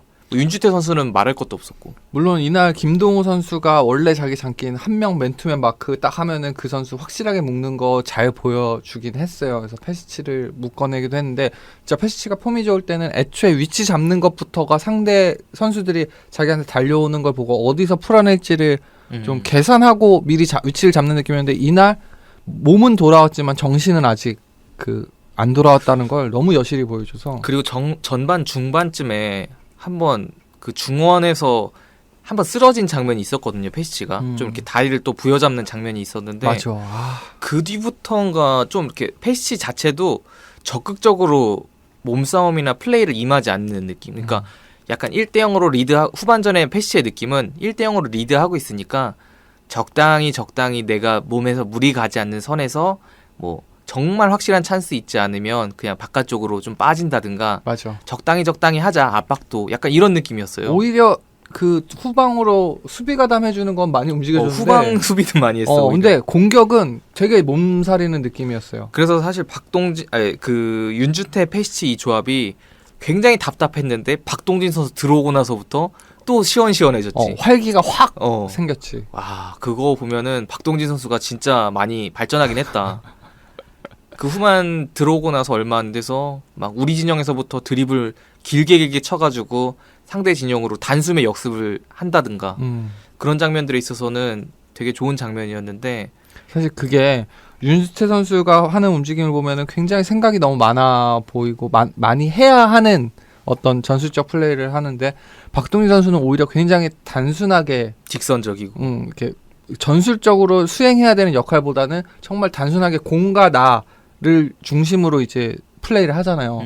근데 박동진 선수는 그래도 되는 게 그렇게 했을 때 몸싸움을 하고 달려가는 공을 잡기 위해 뛰어가는 스피드라든가 이런 것들이 박동진 선수가 조금 더 젊어서 그런 걸 수도 있겠지만 기본적으로 또 빨라 선수가. 그러니까 그게 되니까 훨씬 더 심플한 플레이가 가능해지는데. 그러니까 우리가 제주가 그렇게 라인을 올려서 우리를 두들겨 패는 입장이면 답은 하나잖아요. 우리도 스피드로 뒷공간 턴다. 그렇지. 우리도 그러면은 맞서서 같이 역습을 가졌어야지. 근데 우리는 스피드로 뒷공간 털 수 있는 선수가 없어. 그나마 뭐 정원진이 할 것처럼 했지만 너무 미흡했지. 정원진 선수는 오히려 흐름 다 끊어먹고 그치. 역습을 할 수 있는 상황에서도 굳이 그 좁디 좁은 곳으로 들어가면서 맞아. 판단이 너무 좀 아쉬웠어. 네, 그래서 저는 정원진 선수를 차라리 이렇게 되면 차라리 투톱 중 하나로 쓰는 건 어떨까라는 생각도 했었거든요. 아예 그쪽은 진짜 시야가 넓을 필요도 없잖아요. 그냥 진짜 골대만 바라보고 정원진 선수 또 슛 잘 차고 거기서 평정심 유지할 수 있는 선수라면 차라리 그 자리에 쓰는 게 어떨까. 미드필더 중앙으로 쓰기에는 너무 시야가 좁고 이게 심리적인 측면도 있는 건지 모르겠지만 좀 자신감 있게 막 플레이를 못하는 것 같더라고요. 그리고 또 정원진이 올라갔을 때 앞에서 누군가가 스위칭을 해주는 게 아니잖아. 그러니까 박주영이 있으면 스위칭을 후방이랑 되게 잘해주잖아요. 근데 앞에 페시치나 윤주태나 팀을 위한 움직임을 굉장히 많이 보여주지만 그렇다고 해서 스위칭까지 해줄 사람들은 아니. 그런 거 보면은 박주영 선수가 진짜 볼키핑은 진짜 너무 잘하는 거야. 그러니까 진짜 매번 뭐 여러 번 얘기하지만 박주영은 정말 타고난 공격형 미드필더였던 거야. 그렇지. 정말. 그리고 한창 잘 나갈 때도 세컨드 스트라이커로서 되게 한 칸 아래에서 다재다능한 모습도 보여줬잖아요. 청소년 대표 시절부터. 그렇지. 그러니까 정말 타고난. 근데 뭐 항상 국가대표에서 우리나라에서 그 박주영 선수를 뭐 공격형 미드필더 혹은 이성 공격수로 마음 편히 쓸 만큼 확실한 원톱이 없었던 게 없었지. 그게 원통한 거지. 근데 또 박주영 선수 막 헤딩 플레이도 잘하고 이래가지고 그러니까 또 워낙에 기본적으로 능력치 자체가 높다 보니까 그게 티가 그러니까. 안 나는데 아주 걸출한 공격수가 있었다면 그게 박주영의 100%는 아니었던 거지. 더 할 수 있었는데 그렇죠. 그게 참 아쉬워요. 그래서 우리 팀에서라도 좀 그거를 확실하게 해줄 수 있을 만한, 그러니까 뭐 스위칭도 좋고 아니면 박주영보다 더 앞에 나가서 있어줄 선수도 좋고 누구든 확실한 선수가 좀 있으면 박주영 선수도 훨씬 더 이제 매력적인 모습을 뿜어낼 텐데 그게 사실은 좀 부족했다라는 생각이 좀 들어요. 페시치 부상 이후부터. 그러다 부담이 또 커지다 보니까. 그러다 보니까 또 그 과부하가 걸리고 또 진짜 작년에는 경기 못 나와서 안쓰러웠는데 올해는 경기 너무 많이 나와서 안쓰럽고. 근데 진짜 박주영 선수가 빠지고 나서 이제 지금 2경기를 치른 건데 확실히 경기 내용에서부터 그러니까 정확히 뭐가 달라졌는지는 몰라도 확실히 없는 효과가 보이잖아요. 그치. 그리고 약간 한 번씩 보일 때가 그 잔상이 보일 때가 있어. 여기서 이렇게 박주영이었으면 이렇게 해야 되는데 여기선 박주영 선수가 내려와서 이렇게 해주고 이렇게 해야 되는데 없네 이런 장면들. 그렇죠. 그러니까 윤주태 선수가 사실 상주 시절부터 부상으로 좀 신체적인 능력이 많이 떨어지면서부터 공격형 미드필더로 기용되는 경우가 되게 많았거든요. 오히려 최전방 공격수보다는 공격형 미드필더로서 많이 기용됐단 말이에요. 그러면서 좀 이렇게 박스 안보다는 박스 바깥으로 공을 끌고 나오면서 키핑을 해주려는 모습이 많이 나왔는데 사실 그때부터도 그렇게 좋은 모습은 아니었거든요. 그때부터 어느 정도 윤주태 선수 이번 시즌 윤주태 선수의 좀 안 좋았던 모습이 예견됐다라고 할 수 있는 건데 진짜 그렇게 전방에 톱으로 서면서 내려와서 볼을 그렇게 안정적으로 키핑해줄 수 있는 선수는 사실 우리나라 지금 K리그에서 뛰는 공격수 중에는 박주영 선수밖에 없지 않을까 라는 생각이 좀 들어요. 그런 게 진짜 어떻게 보면 만화에서만 나오는 어떤 굉장히 리더십 있는 주장의 역할이라 될까. 그러니까 뭐 이렇게 신의 공격수 골게터가 있고, 그치. 오히려 천재적인 테크니션이 이게 있고. 그럼 박동진과 박주영인데. 근데 중심에는 그런 선수들을 다 활약하게 만들어주는 키핑과 엄청난 축구 센스를 가진 주장이 항상. 그렇지. 그리고 그 주장은 정말 화려했던 선수 생활을 보냈고, 지금은 자기의 오히려 그런 화려한 모습은 지났지만 뭔가 자기가 할 수 있는 우리 팀을 만들어가는 것에 이제 희열을 느끼는 식으로 정말 이제 축구에 눈을 떴다 약간 이런 느낌으로 그런 이제 주장 전형적인 딱 그 모습인데 이렇게 또 뭐 올 시즌 지금 우리가 헤쳐나가고 있는 상황들이 다 급박하다 보니까 중요하지 않은 경기가 뭐 있진 않지만 또 이렇게 중요할 때 박주영 선수가 또 빠져서 팀적으로도 경기력이 많이 다운되는 상태라 가뜩이나 또 지친 상태고 그래서 더욱더 이명주 선수랑 주세종 선수의 합류가 더 좀 빨리 왔으면 좋겠다라는 생각이 좀 들고 그러니까 그게 이제 뭐 정말로 그 선수들이 오면 될까라는 사실 일말의 불안감은 있잖아요. 근데 그 선수들이 오냐 안 오냐보다 중요한 건 저는 사실 공격수들의 폼 회복과 그 합을 맞추는 건데 그 합을 맞추는 게 이명주 선수는 훨씬 더 유리할 것 같다는 거죠. 정원진 선수보다 이렇게 경력이 많다 보니까. 그리고 또 이명주 선수랑 주세종 선수랑 또 스타일이 많이 다르잖아요. 오히려 이명주 선수는 공격적인 부분에서 더 빛날 수 있는 거고 주세종 선수는 그냥 미드필더 전반적으로 되게 큰 힘을 실어줄 수 있는 선수다 보니까 지금 알리가 되게 든든하지만 사실 알리도 언제 터질지 모르는 시한폭탄이잖아요. 그리고 그것도 얘기해야죠. 국가대표 차출 되잖아요. 알리바이프는. 이번에 우즈벡 대표팀. 우즈벡 대표팀으로. 또 우즈벡 가고 또 비행기 타고 또 국가대표 일정 소화하고 앞뒤로 조금 흔들리는 시기 있을 거고 그 시기를 좀 충분히 회복하고서 돌아올 동안 버텨줄 사람이 그 고요한 또 혼자는 안 된다고. 그러면 그 자리는 그 이명주 주세종이 빨리. 그치. 그러니까 지금 우리가 확보한 미드필더로는 그게 해결이 안 된다는 걸 드러났으니까. 그러니까 최정일 때 고요한 알리바이프 오스마르 괜찮아. 근데 지금 계속 한 자리씩 비니까 그거를 이제 커버해줄 사람은 누가 있을까 했는데 우리 자체적인 거에서 안 되고 이제 새로 가담하는 선수에서 윤종규 선수도 이제 또 국가대표 올림픽 대표팀 22세 선발이 됐죠. 네, 가는데 선발 당연히 돼야긴 하죠.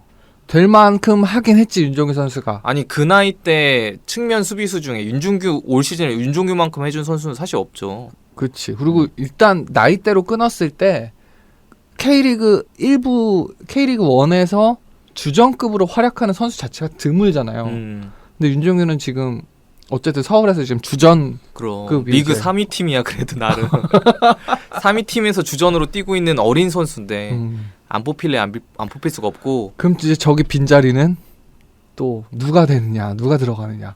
그럼 신재원이 다시 나오는가? 그래도 신재원 선수가 또 이번에 김남준 선수와 함께 스쿼드에 또 복귀는 해서 그래도 또 그 신재원 선수의 7번을 최용수 감독님이 하사했대잖아요. 어쨌든 뭐 그 신재원 선수 아버지인 신태용 감독님이 현역 시절 7번을 달았던 것도 영향이 있긴 하지만 그래도 최용수 감독님이 아예 뭐 기대하는 것 없는 선수한테 7번을 주진 않았을 거 아니에요. 뭐 표현 자체가 거칠었다 어쨌든 해도 그래도 어쨌든 어느 정도 기대와 좀 신경을 쓰고 있다라는 증거이긴 하니까. 그 김주성 선수한테 6번 준 것도 아마 최용수 감독님 작품 같아 제 생각에는. 김주성 선수가 아무리 요즘 막 FA서울 선수들 인스타 보면은 거의 김주성 선수 관련된 글밖에 안 올라오는데.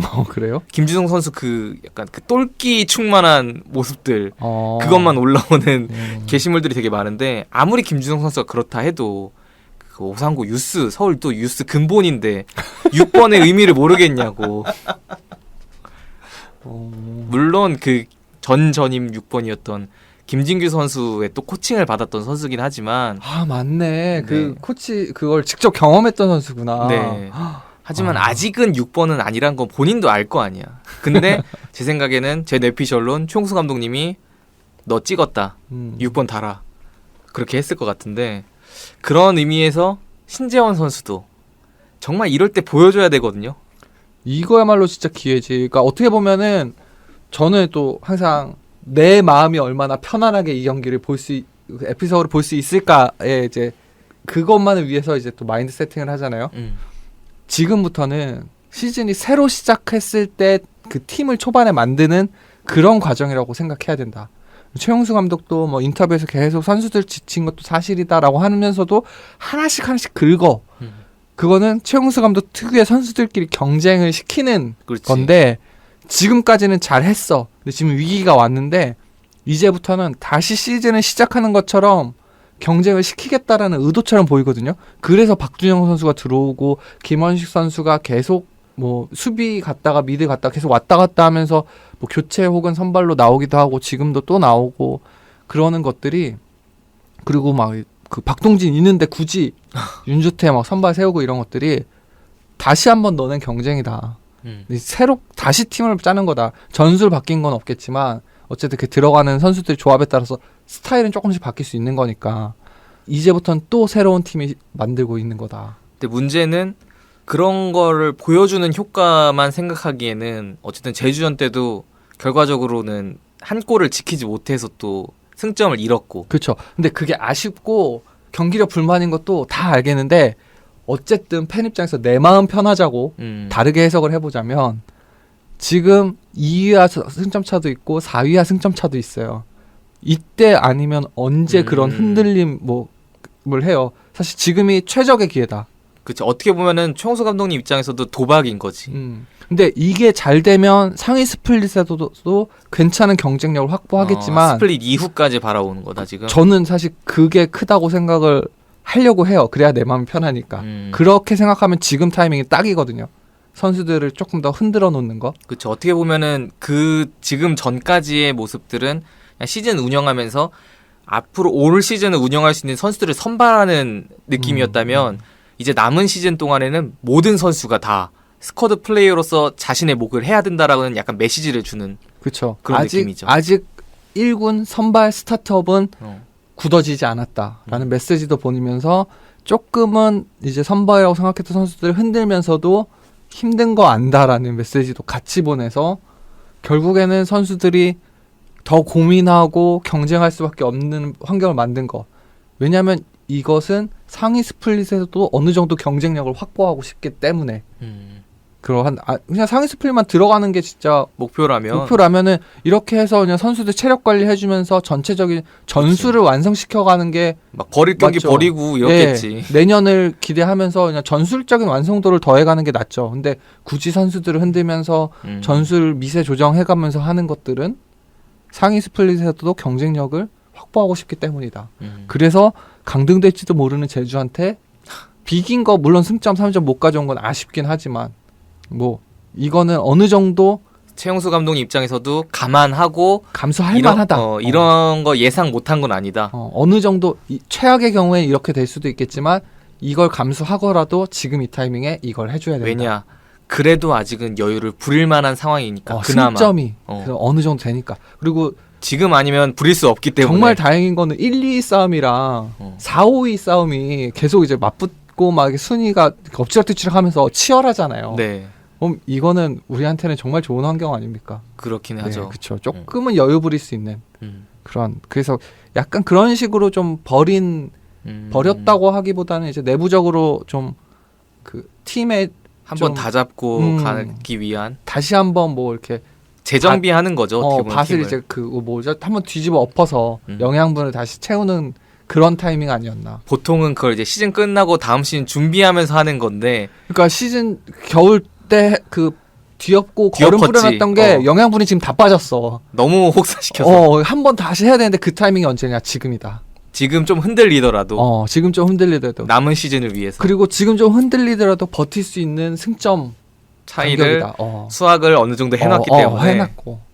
그래서 그냥 그렇게 보는 게 내 마음이 편하지 않나.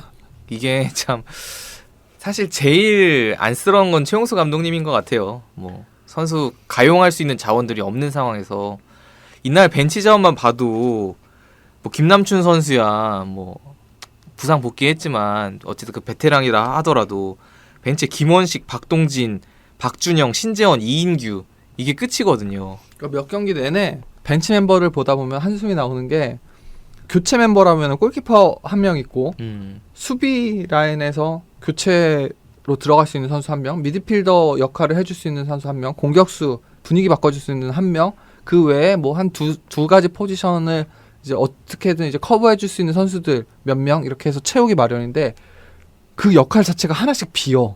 그렇지. 오히려 교체를 하면 더 내려가. 약해져. 그 부분이 그냥 구멍이 나버려. 교체를 한다는 건 어쩔 수 없다는 거야. 그만큼 더 이상 뛸 수 없다는 뜻인 거지. 그게 아니면 교체하면 더 나쁜 결과가 나니까 교체할 이유가 없는. 이날도 진짜 벤치 진짜. 그러니까 이거 우리 벤치에 반해서 제주 같은 경우에는 벤치에 안현범 선수 후반에 들어왔죠. 아길라르 선수 후반에 들어와서 동점골 만들었죠. 권순영 선수 원래 또 주전이었죠. 그 임대간 임상엽 선수도 있고 어쨌든 공격진에 그리고 후반에 교체로 들어온 오사오구나 선수. 이렇게 벤치 자원이 아니 제주는 왜 강등권인 거야 대체? 이 좋은 자원들을 가지고서 저는 그게 이상한 거야. 이거 스쿼드만 보면은 우리가 11위, 12위 팀이고 제주가 3위 팀이어야 돼. 그치. 그러니까 저는 울산 보면서도 그 생각하는데 뭐 잘은 모르겠습니다만 울산의 약점은 감독인 것처럼 제주도 그런 거 아닌가. 뭐 그러니까 시즌 중에 감독 바뀌고 이런 거겠죠. 이거는 이 멤버 구성이라든가 이런 거 봐서는 최소한 강등권에 놀 팀은 아니다. 최소한 상위 스플릿을 경쟁해야 되는 팀에 최소 6, 7위는 그러니까 걸쳐야 돼. 중위권 팀이어야 되는데 이런 거 보면은 제주도 참 뭐 이렇게 되면 문제는 감독 탓을 할 수밖에 없겠죠. 그래서 참 이 팀도 참 가관이다 싶은 느낌. 그래서 사실 전력상으로만 보면은 우리가 경기 내용적으로 봤을 때 당연히 수세적인 입장을 취할 수밖에 없었던 건 맞지만 그래도 순위상으로 봤을 때 그리고 올 시즌의 기세로 봤을 때는 아무리 원정이어도 우리가 좀 압도하게 기대했었는데 이제 그럼에도 불구하고 제주가 되게 주도를 많이 했잖아요. 그리고 제주가 되게 위협적인 장면도 특히나 후반전에 많았는데 그것도 우리가 그나마 1점 가져올 수 있었던 것도 유상원 선수 활약도 있었고. 그리고 저는 사실 유상원 선수 진짜 잘하긴 했는데 그 전에 좀 더 얘기하고 싶은 건 제주가 서울을 공략을 진짜 못했다. 이번 경기에서. 그러니까 지난 경기에서는 윤일록이 미쳐가지고 뭐 되게 경기 내용과 상관없이 그 제주가 이겼는데 서울이 졌는데 이날 경기에서는 제주는 너무 안일했다. 왜냐면 오스마를 압박하고 뒤에서 길게 뿌려줘서 어디서든 공을 탈취하면 역습가겠다. 약간 이런 두 가지 큰 틀로 그리고서 남준재 선수가 빠르고 이제 그 몸싸움 경쟁력 같은 게 있으니까 그쪽을 적극적으로 활용하겠다. 윤일록은 또 골을 기대하고 마그노는 앞에서 그 버텨주는 역할, 골을 직접 노린다기보다 그런 그냥 기본적인 틀로 나왔는데 그건 너무 안일하다. 얘네는 서울이 제주를 좀 쉽게 보는 거는 어느 정도 이해는 된다. 왜냐면 승점 차이라든가 승점 차이 그렇지. 제주가 서울을 안일하게 보는 건 이건 무슨 개념인지 그게 최선을 다한 건데요.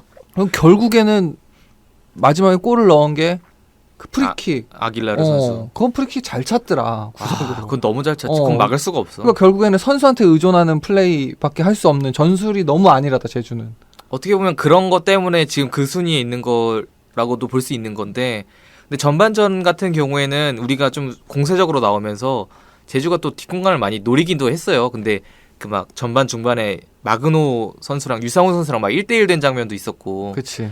유상훈이 다 막아버렸지. 남준재 선수한테도 뒤에서 길게 찔러주는 장면도 황현수 선수가 또 빠른 발을 이용해서 빨리 커버를 해서 막는다던가 그러니까 뭐 매번 나오지만 이날 수비 전체적인 라인 자체는 잘했어요. 그러니까 이분들이 최용수를 우습게 본 거야. 우리는 이제 최용수에 대한 믿음이 있기 때문에 최용수가 수비 라인을 내린다. 뒷공간을 커버할 방법이 있다. 오히려 그건 덫이다. 거기로 찔러봐라. 그러면 바로 우리 거기서 공 뺏어서 역습 간다. 이런 그림이라고 생각하지만 상대팀들이 보기에는 상대팀 감독들은 아직도 최용수를 너무 우습게 보고 있는 거 아닌가. 최용수는 김미리즌 피셜에 의하면 과르디올라급이다. 자, 이런 얘기들을 너무 타 팀들은 모른다. 그렇지. 우리만 아는 비밀. 제주 따위가 우리를 너무 우습게 보. 지난 경기에 윤일로 그거. 아니 그리고 우리가 이 얘기를 한 4월부터 계속 해왔는데 우리 방송만 들었어도 최용수 얼마나 대단한 사람인지 알 수 있었다고. 최용수는 뭐 전술가 완벽한 게 지략형으로 바뀌었습니다. 거기에 선수들 개개인을 밀당하고 팀 멘탈 관리까지 하는 그런 어떤 그 전술적인 측면에서는 최고의 지금 감독이 되어가고 있다. 사실 팀 운영하는 매니저로서 최용수 우리가 그 전에도 그건 믿었었잖아. 그건 인정했었지. 그건 믿었어요. 그건 다만 인정했지. 뭐 전술적인 부분이라든가 뭐 너무 승리만 집착한다. 순간적인 대응이라든가 이런 좀 전술적인 역량에 대해서는 우리가 의문을 품었던 건데 그 전술적 역량이라기보다 전술적 지향점을 의심했지.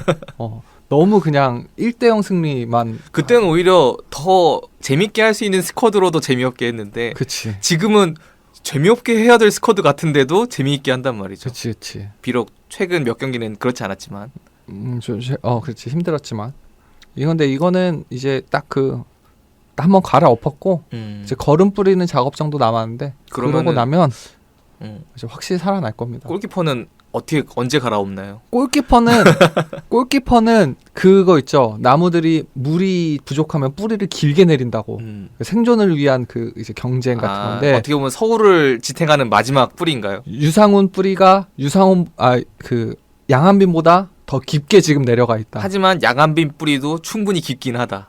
그렇지. 그러니까 다른 나무들이랑 비교하면 그렇지만 지금 유상훈과 양한빈은 한정된 지하수를 빨아먹기 위해서 지금 서로 뿌리를 내리고 있는데 일단 앞서는 건 유상훈 뿌리다. 유상훈이 더 뿌리가 깊게 들였다. 그 말인즉슨 유상훈이 덜 흔들리고 있다. 밖에서 진짜. 바람이 불어도 시즌 초중반에 잠깐 한번 흔들렸었는데 그치. 또 그때도 이제 무한 경쟁 체제를 암시했잖아요. 최용수 감독님이 양한빈 선수를 기용하면서. 근데 유상훈 선수가 또 양한빈 선수가 잠깐 흔들린 새에 또 자리를 잡더니 그러더니 말이지. 굳건해졌어. 와, 이건 최근에 유상훈은 정말 너무 든든해요.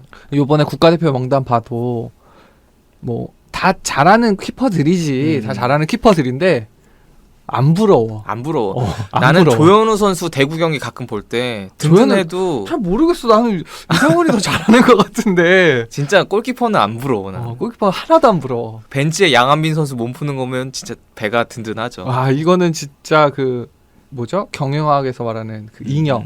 정말 남는 자원이다. 정말 우리를 비옥하게 만들고 있다. 그렇긴 하죠. 근데 이게 물론 유상훈 선수나 양한빈 선수나 어쨌든 둘 중에 경쟁에서 밀려서 벤치에 앉아 있는 선수한테는 안 된 얘기지만 오래 가고 싶어요 이 조합을. 그렇지.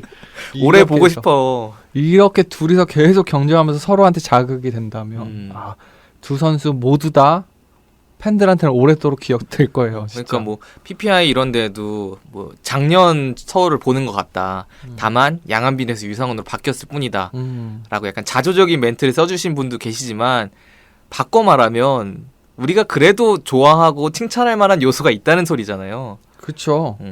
팀이 또 흔들릴 수 있는 상황에서도 굳건하게 팀을 지켜주는 수호신이 또 있다는 게 정말 너무 좋더라고요. 또 유상훈 선수 이날 그 특유의 공 오면은 발로 그냥 슬슬 드리블 하다가 공격수 확 달려들 때 확 잡아서 그 반칙 유도하는 그 오사오구나 선수가 이거 그날 2번 당했는데 처음 당하고 나서 진짜 얼굴이 벙쪄 있더라고요. 처음 당했으니까 모를 수 있지 당연히. 깜짝 놀랐겠지. 거기서 카드까지 받았어 봐. 전반전에 윤일록도 그걸 당했는데 전혀 놀라지 않잖아요. 윤일록 선수는 안 놀라지. 그냥 이렇게 쑥 부딪히고서 그냥 돌아가잖아. 사실 유상훈 선수 보는 맛은 그 맛에 있긴 한데. 그렇지. 유상훈 선수 이제는 좀 나이가 들어서 그런지 막 떼굴떼굴 막 구르면서 막 그러진 않더라고요. 전에 비하면 되게 묵직해졌어요. 젠틀해졌어. 사람이 뭐 진중해졌다고. 그래서 유상훈 선수는 어쨌든 지금 난세에 또 하나의 영웅. 그렇지. 든든하다. 이게 한 명 한 명이 어쨌든 제 역할을 해줄 때 뭐 객관적으로 다른 팀과 비교했을 땐 모르겠지만 팬들한테는 이 한 명 한 명이 굉장히 또렷하게 각인되잖아요. 그래서 지금 뭐 유상훈 선수 당연하고 박주영 선수도 그랬고 뭐 알리바이프, 오스마르 뭐 이런 한 명 한 명이 그 자리에서 FC 서울의 그 자리는 당연히 누구라는 그런 각인되는 선수들이 많으면 그것도 장점인데 잘하는데 헷갈리네 누가 있을까라고 이렇게 되는 구상이 좀 지금은 필요할 것 같아서 정말 치열한 경쟁이 이루어지길 바라겠습니다. 그런 면에 있어서는 올 시즌은 정말 좀 특별한 시즌이라고 느껴지는 게 이렇게 다양한 선수가 우리 지금까지 이제 8월까지 오면서 되게 기억에 남는 임팩트를 보여준 선수들이 많잖아요. 그렇지. 뭐 박동진 선수부터 해서 뭐 윤중규 선수도 확실하게 또 그 주전급으로 발돋움했고 센터백으로 변경한 정현철 선수라든가 최용수 밑에서는 성공하지 못할 거라고 예상했던 황현수 선수도 그치. 되게 잘해주고 있고 작년에 상주에서 제대해서 되게 흔들리던 유상훈 선수마저 이렇게 올해 또 굳건한 모습 보여주고 박주영 선수야 말할 것도 없고 알리바이프라는 또 새로운 얼굴도 있고 이러다 보니까 매달 이달의 선수의 그 치열한 경쟁만 봐도 그렇죠. 예.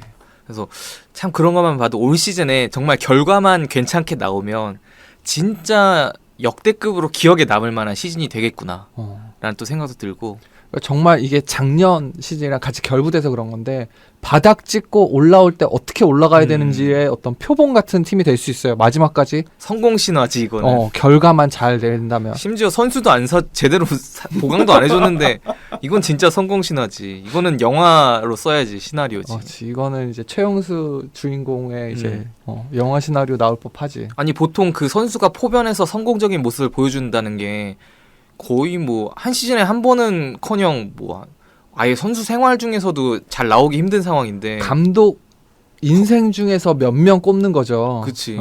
근데 올 시즌만 해도 벌써 박동진, 정현철 이 두 선수가 그치. 좋은 모습 보여주고 있으니까 이거는 진짜 최용수 감독님에게 타이틀이라도 달아줘야 되는 거 아닌가. 포변 전문가로서. 그래서 이렇게 되면은 팬들은 또 기대를 할 수밖에 없는 게 우리가 지금 잉여 자원이라고 평가받는 선수들 중에서 이것도 이렇게 쓸 수도 있겠다라는 약간 즐거운 상상도 해볼 수 있고. 그치. 그런 면에 있어서 올 시즌은 되게 즐거운 시즌인 것 같아요. 뭐 그렇게 좋게 볼 수도 있습니다. 그래서 이 경기 뭐 최근에 몇 경기 안 좋았지만 분명히 앞으로는 좋아질 것 같고 날씨도 또 풀렸고 또 비슷한 패턴이 아니라 남은 시즌 그렇게 많지 않음에도 또 다른 새로운 모습을 또 볼 수 있다는 약간 기대감도 있고. 전 그 기대감이 좀 큽니다. 네. 시즌 초반이랑 중반에 우리가 완전히 폼이 좋아졌을 때가 좀 다른 양상이었듯이 지금은 좀 약간 또 시련을 맞았지만 또 그걸 극복하고 났을 때는 또 다른 이제 강한 모습, 좀 경쟁력을 확보할 수 있을 것 같아서 참 기대하고 있습니다. 감독이란 자리가 이렇게 한 경기만 운영하는 그 운영의 묘를 보여주는 게 아니라 이렇게 한 시즌을 갖고 또 막 무수히 많은 변화를 거치면서 이런 모습들을 보여주는 거는 그치. 처음 보는 것 같아서 저는. 제주전만 보면 사실 최용수 감독의 탓도 있어. 근데 좀 더 이제 좀 길게 본 거지. 그 폭을 좀 넓게 잡고 보면 좀 이해가 되는 행보이기도 해서 네. 부디 풍사명의 예측대로 기대죠. 최용수 기대. 감독님이 좀 그런 의도를 진짜 갖고서 했고 그거에 대한 효과가 제대로 나왔으면 좋겠네요. 네, 좀 더 강력한 모습으로 올 겨울에는 좀 회피하듯이 배구를 보는 그런 상황은 지금 배구 국가대표로 하고 있지만 요즘에는 사실 좀 잘 눈이 안 가더라고요. 맞아요. 확실히 우리 팀이 지금 제대로 서울에 확실히 집중하고 있어요 요즘은. 그치. 작년이랑은 진짜 천지 차이죠. 작년에는 그쵸. 그러니까 작년에는 이렇게 둘만 녹음한다고 하면 와 이거 시간을 어떻게 만들어야 되나라는 고민을 되게 많이 했는데 지금은 그냥 몇 가지 화두만 있어도 그렇죠, 할 얘기들은 또 충분하다 보니까 확실히 또 뭔가 기대하게 만드는 요소들도 작년보다 훨씬 많고 그래서 남은 경기 또 힘든 경기들이 있으니까 다음 주 당장 전북전이긴 한데 근데 전북전이 끝나고 나면 또 이명주 주세종 선수가 돌아오기 때문에 그 전북전은 못 뛰는구나. 네 그래서 그때만 또 바라보면서 전북전 그래도 희망적인 건 전북 선수들 중에서 국가대표로 많이 갔다는 거? 근데 아마 경기는 뛰고 가지 않을까요? 뛰고 가는구나. 뛰고 갈 것 같은데 뭐 아쉽네. 기대를 크게 하지 말아야 되긴 하고 그 안에서도 또 최용수 감독님이라면 또 무슨 모습을 보여줄지 몰라서 그 부분은 약간의 좀 기대를 갖고 전북전을 보면 될 것 같아요. 저 또 최용수 감독이 또 약팀 상대할 때랑 또 강팀 상대할 때랑 또 태도가 좀 많이 다른 사람이어가지고 그러니까 또 이제 박주영 선수도 돌아오고 고요한 선수도 돌아올 것 같아서 그래도 전북전 또 끝나고 나면은 또 휴식기가 있다 보니까 잠깐이지만 A매치 휴식기가 있으니까 그동안 또 선수들 지쳐있는 선수들 또 빨리 회복해서 어떻게 보면 또 다른 페이지가 이제 시작되는 건데 그렇죠. 그 또 즐거운 그때까지가. 축구가 또 나왔으면 좋겠네요. 그때까지가 중요하고 그 다음에 이제 A매치 휴식기 이후로 한 두세 경기 정도 아마 조금 그 삐그덕대는 모습이 나오고 그 다음에서 이제 또 새로운 모습 나올 테니까 조금만 더 기다려보면 더 재밌게 해주지 않을까. 제가 이 방송 녹음하면서 이런 얘기를 하는 날이 올 거라고는 생각지 못했지만 최용수를 이렇게 믿게 될 줄은 몰랐네요. 최용수가 진짜 대단한 사람이야.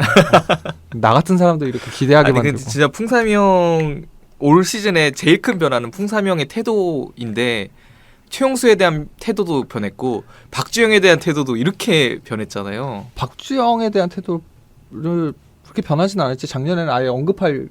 근데 그렇게까지 막 뭐 절대적이라고도 생각 안 했지. 절대적이라고 생각 안 했는데 맞아. 거의 올 시즌은 많은 역할을 해주고 있죠. 네, 중요한 자원이죠. 네, 그렇죠. 네, 최용수 감독과 함께 팀을 이끌어가는 존재시니까. 그럼요. 또 차기 김미진 형이 주장하는 차기 또 감독으로서. 난 그건 모르겠어. 최용수 감독님이 또 자양분이 돼주고 있다고. 난 본 것만 믿을 거야. 그건 모르겠어. 네, 그래서 오늘은 여기까지 하고 그 마지막으로 그 많은 분들이 제 승리라고 얘기해 주셨지만 김미리진이 이런 점을 짚었습니다. 윤주태 선수가 366분 만에 한 골을 넣었대요. 근데 김현성이 1100분에 3골 넣었대요. 결국엔 비슷한 결과를 내고 있다.